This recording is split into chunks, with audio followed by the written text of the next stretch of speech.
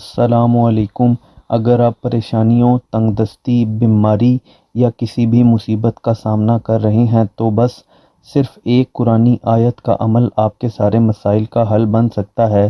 دوستوں، آیت کریمہ ایک عظیم قرآنی دعا ہے جو حضرت یونس صلی اللہ علیہ وسلم نے مشکل وقت میں پڑھی تھی اور اللہ نے ان کی مشکل دور کر دی تھی۔ یہ وظیفہ آج بھی ہر پریشانی کا حل ہے۔ اگر آپ ہر مشکل کا حل چاہتے ہیں تو اس ویڈیو کو لاسٹ تک ضرور دیکھیں، کیونکہ ہم آیت کریمہ ایک پاورفل وظیفہ کا مکمل طریقہ شیئر کریں گے۔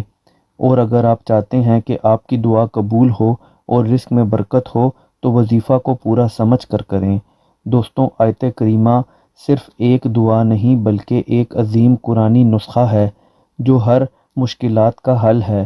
اس کی قرآنی ریفرنس سورہ الانبیاء میں موجود ہے۔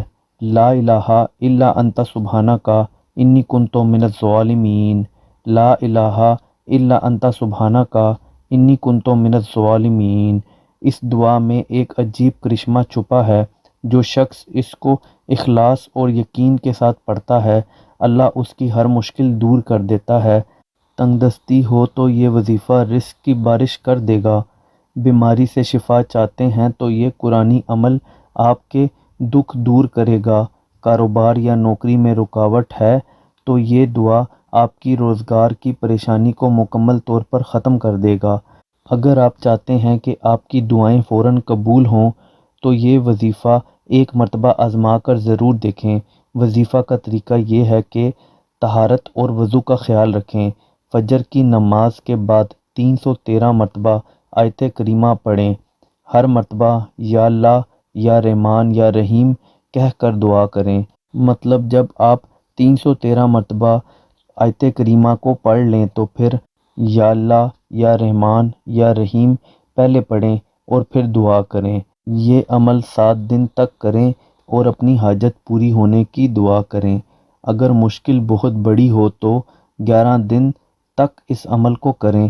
اللہ کے حکم سے آپ کی مشکلات ختم ہو جائیں گی، بس یقین اور صبر ضروری ہے۔